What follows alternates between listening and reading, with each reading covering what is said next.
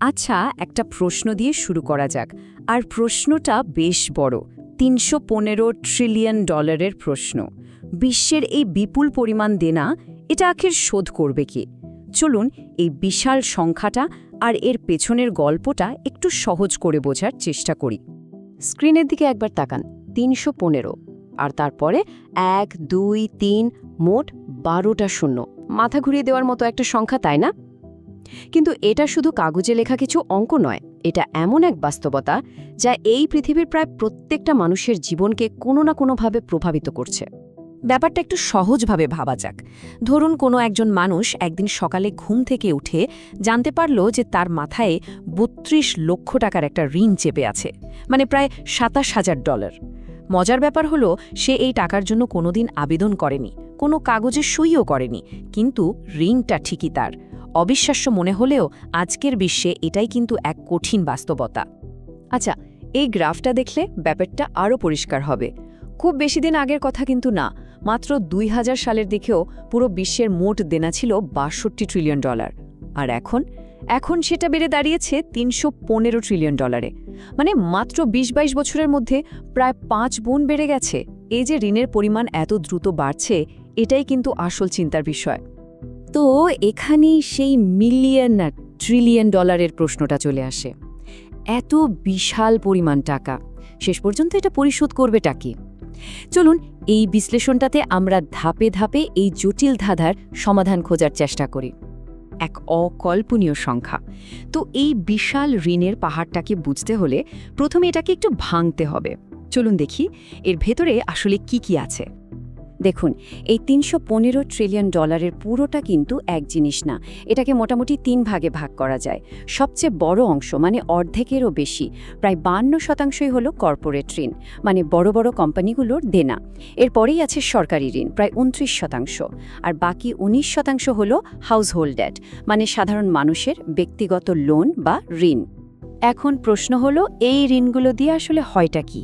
দেখুন, সরকারি ঋণটা কাজে লাগে আমাদের চারপাশের অনেক কিছুতে, যেমন নতুন স্কুল, রাস্তাঘাট, হাসপাতাল বানানো, এমনকি যুদ্ধের খরচ মেটানো। আর কর্পোরেট ঋণ, ওটা অ্যাপল বা টাটার মতো কোম্পানিগুলো নেয় তাদের ব্যবসা আরও বড় করার জন্য। আর হাউসহোল্ড ঋণ হলো যেটা সাধারণ মানুষেরা বাড়ি বা গাড়ি কেনা কিংবা ক্রেডিট কার্ডের বিল দেওয়ার জন্য নিয়ে থাকে। আচ্ছা, তাহলে বোঝা গেল ঋণ কত প্রকার। এবার চলুন দেখি এই টাকাটা ধার করছে কারা, মানে এই বিশ্বজোড়া ঋণের খেলায় সবচেয়ে বড় খেলোয়াড় আসলে কোন দেশগুলো।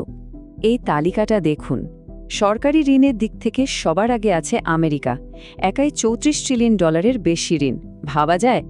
এরপরেই আছে চীন, জাপান, যুক্তরাজ্য আর ভারত। এক একটা দেশের ঋণের অঙ্ক কী পরিমাণ বিশাল সেটা এই তালিকা থেকেই স্পষ্ট। শুধু ঋণের অঙ্কটা বড় তা নয়, এর বোঝাটাও কিন্তু সাংঘাতিক। একটা উদাহরণ দিই, শুধু আমেরিকাকেই তার ঋণের সুদ হিসেবে প্রতিদিন $২ বিলিয়ন বেশি শোধ করতে হয় প্রতিদিন। হিসাব করলে দাঁড়ায় প্রতি সেকেন্ডে প্রায় $৩০,০০০ শুধু সুদ দিতেই চলে যাচ্ছে। সিস্টেমের অস্বস্তিকর সত্য। আচ্ছা, এতক্ষণ তো আমরা জানলাম ঋণটা কি বা কারা নিচ্ছে। এখন চলুন একটু গভীরে যাই, দেখি এই পুরো সিস্টেমটা আসলে কিভাবে কাজ করে। সরকার যখন টাকা ধার করতে চায় তারা একটা বিশেষ জিনিস ব্যবহার করে, এর নাম হলো গভর্নমেন্ট বন্ড। সহজ ভাষায় বললে এটা সরকারের পক্ষ থেকে দেওয়া একটা লিখিত প্রতিশ্রুতিপত্র বা আইওইউ, যেখানে বলা থাকে আমি আপনার কাছ থেকে টাকা ধার নিচ্ছি এবং নির্দিষ্ট সময় পর সুদসহ ফেরত দেব। আর এই বন্ডগুলো কেনে কারা? অন্য দেশ, বড় বড় কোম্পানি, এমনকি সাধারণ মানুষও কেনে। এভাবেই আসলে তারা সরকারকে টাকা ধার দেয়। আর এখানেই আসল টুইস্টটা। এই যে ঋণের পাহাড় জমে উঠছে, এটা কিন্তু সিস্টেমের কোনো ভুল বা গ্লিচ নয়, এটার আসলে আধুনিক অর্থনীতির ডিজাইন। হ্যাঁ, ঠিকই শুনছেন, এই সিস্টেমটা ইচ্ছে করেই এভাবে বানানো হয়েছে। তার মানে পুরো বিশ্ব অর্থনীতিটা চলছে একটা চক্রের উপর। চক্রটা কি? ধার করো, সেই টাকায় দেশের গ্রোথ বাড়াও, গ্রোথ বাড়লে আরও ধার করো, আরও গ্রোথ বাড়াও।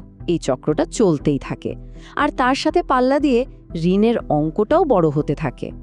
আচ্ছা, এতক্ষণ তো দেনার কথাই শুনলাম, কিন্তু এবার আসা যাক গল্পের সবচেয়ে অবাক করা অংশে। প্রশ্ন হলো, এই যে সবাই ধার করছে, তাহলে টাকাটা দিচ্ছেটা কে? প্রশ্নটা কিন্তু খুবই যৌক্তিক, তাই না? যদি সরকার, কোম্পানি, সাধারণ মানুষ সবাই কম বেশি ধার করছে, তাহলে বিশ্বের সবচেয়ে বড় ঋণদাতা বা পাওনাদারটা আসলে কে? উত্তরটা শুনলে অনেকেই হয়তো অবাক হবেন। পাওনাদার কোনো একটি নির্দিষ্ট দেশ নয়। এর উত্তর হলো সেন্ট্রাল ব্যাংক, মানে দেশগুলোর কেন্দ্রীয় ব্যাংক। হ্যাঁ, সেই প্রতিষ্ঠানগুলো যাদের কাছে টাকা ছাপানোর ক্ষমতা আছে। এর একটা গাল ভরা নাম আছে, কোয়ান্টিটেটিভ ইজিং বা সংক্ষেপে কিউই।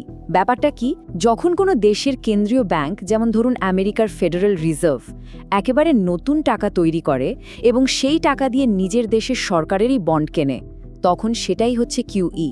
আর এর একটা সরাসরি ফলাফল হলো ইনফ্লেশন বা মুদ্রাস্ফীতি, মানে বাজারে টাকার যোগান বেড়ে গিয়ে জিনিসপত্রের দাম বেড়ে যায়। সবই তো বোঝা গেল, কিন্তু এবার শেষ এবং সবচেয়ে জরুরি প্রশ্নে আসা যাক। এই যে ঋণের উপর ভিত্তি করে চলা সিস্টেম, এর শেষটা কোথায়? এর পরিণতি কি হতে পারে? ইতিহাস যদি দেখি, তাহলে দেখা যায় যে বিপুল ঋণের বোঝা থেকে বের হবার জন্য দেশগুলো সাধারণত 3টে রাস্তা নেয়।